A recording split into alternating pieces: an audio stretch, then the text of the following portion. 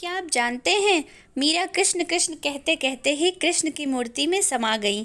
वैसे तो श्री कृष्ण भगवान की कई सारी गोपियां हुआ करती थीं, लेकिन श्री कृष्ण के प्रति मीरा के प्रेम के कुछ अलग ही मायने थे। मीराबाई भक्ति और प्रेम की एक ऐसी मिसाल मानी जाती हैं जिन्होंने अपना पूरा जीवन श्री कृष्ण दर्शन के लिए समर्पित कर दिया। आइए जानते हैं कैसी थी मीरा और कृष्ण की ये अनोखी प्रेम कथा। मीराबाई का जन्म सन 1498 में राजस्थान के एक राजपूत घराने में हुआ था। उनके पिता का नाम रतन सिंह और माता का नाम वीर कुमारी था। मीरा श्री कृष्ण की बहुत बड़ी भक्त थीं। जब वह 4 साल की थी तब उन्होंने अपने घर के पास हो रहे एक विवाह को देखकर बेहद मासूमियत के साथ अपनी माँ से पूछा कि माँ, मेरा दूल्हा कौन होगा। मीरा के इस सवाल पर उनकी माँ ने मुस्कुराते हुए श्री कृष्ण की मूर्ति की तरफ इशारा करते हुए कहा था कि मेरी प्यारी मीरा, श्री कृष्ण ही तुम्हारे वर होंगे। जिसके बाद से ही मीरा श्री कृष्ण को अपना स्वामी मानकर उनके प्रेम में ही विलीन हो गईं।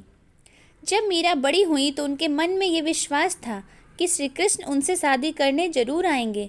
मीरा बेहद खूबसूरत और स्वभाव की कोमल थीं, लेकिन मीरा की शादी मेवाड़ के महाराणा सांगा के पुत्र राणा सांगा से हो गई।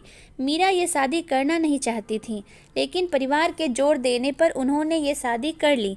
माना जाता है कि शादी के बाद भी मीरा का प्रेम श्री कृष्ण के लिए कम नहीं हुआ। विदाई के समय श्री कृष्ण की वही मूर्ति वह अपने साथ लेकर गईं जिसे उनकी माँ ने उनका दूल्हा बताया था। शादी के बाद मीरा ससुराल के कामकाज पूरे करने के बाद रोजाना श्री कृष्ण के मंदिर जाया करती थीं। वहां जाकर वह श्री कृष्ण की मूर्ति की पूजा करती। वहां जाकर वह मधुर भजन गाती और नृत्य भी करती थीं। मीरा का श्री कृष्ण के लिए प्रेम उनके ससुराल वालों को बिल्कुल भी पसंद नहीं था। उनके सास ने उन्हें माँ दुर्गा की आराधना करने पर जोर दिया, क्योंकि उनके ससुराल वाले दुर्गा देवी में बेहद विश्वास रखते थे। लेकिन ससुराल वालों के श्री कृष्ण की आराधना से रोकने पर मीरा ने साफ कह दिया कि मैं पहले ही अपना जीवन श्री कृष्ण के नाम कर चुकी हूँ। इसके बाद मीरा की नंद उदाबाई ने उन्हें बदनाम करने की भी कोशिश की। उदाबाई ने अपने भाई राणा से कहा कि मीरा का किसी के साथ प्रेम संबंध है और उसने मीरा को उस व्यक्ति के साथ देखा है। यह सुनकर राणा बहुत क्रोधित हुए और आधी रात को बहन उदाबाई के साथ मंदिर में जा पहुँचे। मंदिर पहुंचकर उन्होंने मीरा को श्री कृष्ण की मूर्ति के साथ अकेले ही बात करते देखा। यह देखने के बाद वह गुस्से से चिल्लाए कि मीरा, अपने जिस प्रेमी से तुम बातें कर रही हो उसे मेरे सामने लेकर आओ। इसके जवाब में मीरा श्री कृष्ण की मूर्ति की ओर इशारा करके कहती हैं, यही मेरे स्वामी हैं, इनसे मेरा विवाह हो गया है। और यह सुनने के बाद राणा का दिल टूट जाता है, लेकिन फिर भी वह पूरी श्रद्धा से अपना पति धर्म निभाते हैं और आखिरी सांस तक मीरा का साथ देते हैं। मीरा का देवर विक्रमादित्य चित्तौड़गढ़ के नए राजा के रूप में चुना गया था। उनको श्री कृष्ण के प्रति मीरा की भक्ति और लोगों के साथ मीरा का मेलजोल बिल्कुल पसंद नहीं था। उन्होंने मीरा को मारने के लिए फूलों के हार की एक टोकरी भेजी जिसके अंदर जहरीला सांप था। मीरा ने जैसे ही टोकरी खोली तो उसमें श्री कृष्ण की एक खूबसूरत मूर्ति फूलों के हार के साथ पाई। इसके बाद विक्रमादित्य ने मीरा को मारने के लिए प्रसाद में भी जहर मिलाकर भेजा। मीरा जानती थी कि उस प्रसाद में जहर है, फिर भी मीरा ने वो जहरीला प्रसाद ग्रहण कर लिया, क्योंकि उन्हें विश्वास था कि श्री कृष्ण जी उनको जहर से बचा ही लेंगे।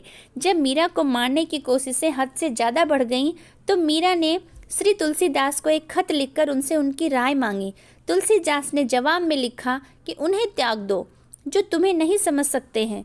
भगवान के लिए प्रेम ही सच्चा प्रेम होता है, दूसरे रिश्ते झूठे और वक्ती होते हैं। मीरा का जीवन उस समय पूरी तरह से बदल गया जब अकबर और तानसेन वेश बदलकर मीरा के गाने सुनने चित्तौड़गढ़ के मंदिर आ पहुँचे और उन्होंने मीरा के पवित्र चरण को छूकर कीमती जवाहरात की माला श्री कृष्ण की मूर्ति के आगे रख दी। जैसे ही राणा को यह सूचना मिली वह बेहद क्रोधित हो गए, जिसके बाद उन्होंने गुस्से से मीरा को कहा कि जाकर डूब मरो और जीवन में कभी भी अपना चेहरा मत दिखाना। तुम्हारी वजह से कभी भी मेरी और मेरे परिवार की इज्जत बढ़ नहीं सकती है। तुमने हमें लांछित किया है। मीरा ने राणा की कही बातों का पालन किया और वह गोविंदा गिरधारी गोपाल जपते जपते श्री कृष्ण के ख्यालों में नाचते गाते नदी की ओर बढ़ने लगी। जैसे ही मीरा नदी में कूदने की कोशिश की, पीछे से किसी ने उनके हाथों को थाम लिया और वह गिरने से बच गईं। मीरा ने मुड़कर देखा तो अपने प्रेमी श्री कृष्ण को पाया। कृष्ण को अपने पास देखकर मीरा को विश्वास नहीं हुआ और वह वहीं पे बेहोश होकर गिर पड़ी। यह देखकर श्री कृष्ण मुस्कुराए और मीरा के कान में बोले, मेरी प्यारी मीरा, तुम्हारा जीवन नश्वर रिश्तेदारों के साथ समाप्त हो चुका है। अब तुम आज़ाद हो, खुश हो, तुम मेरी हो।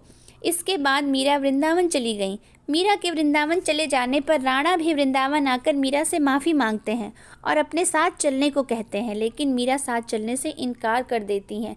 वह कहती हैं, मेरा जीवन श्री कृष्ण से जुड़ा हुआ है। तब राणा समझ जाते हैं कि मीरा की क्या भावना है। कुछ समय बाद मीरा भी मेवाड़ लौट आती हैं और अपने पति राणा से विनती करती हैं कि वह उन्हें श्री कृष्ण के साथ मेवाड़ के मंदिर में रहने की अनुमति दे दें। माना जाता है कि जन्माष्टमी के पर्व पर द्वारका में श्री कृष्ण के मंदिर में मीरा कृष्ण से कहती हैं कि ओ गिरधारी, क्या आप मुझे बुला रहे हैं? मैं आ रही हूँ। मीरा को यह कहते सुन राणा और वहाँ मौजूद सभी लोग हैरान रह जाते हैं। ऐसा माना जाता है कि श्री कृष्ण को पुकारते ही मीरा में एक तरह का प्रकाश उत्पन्न हुआ और मंदिर के कपाट खुद से बंद हो गए। जब कपाट खुलते हैं तो मीरा की साड़ी श्री कृष्ण भगवान की मूर्ति पर लिपटी हुई होती है, लेकिन मंदिर में मीरा नहीं होती हैं। सिर्फ मीरा और उनकी बांसुरी की आवाज़ सुनाई देती है। माना जाता है कि मीरा श्री कृष्ण की मूर्ति में ही समा गई थी। दोस्तों, आपको अगर आज का वीडियो अच्छा लगा हो तो इसे खूब सारा प्यार दीजिए और इसे अपने दोस्तों को शेयर ज़रूर कर दीजिएगा। साथ ही साथ वीडियो को लाइक कर दीजिएगा। अगर आप चैनल पे नए हैं तो सब्सक्राइब कर दीजिएगा और साथ ही साथ नोटिफिकेशन बेल को ज़रूर ऑन कर दीजिएगा, ताकि आपको ऐसे ही अच्छे अच्छे वीडियो देखने को मिलते रहें। तो बोलिए दोस्तों, हरे कृष्णा।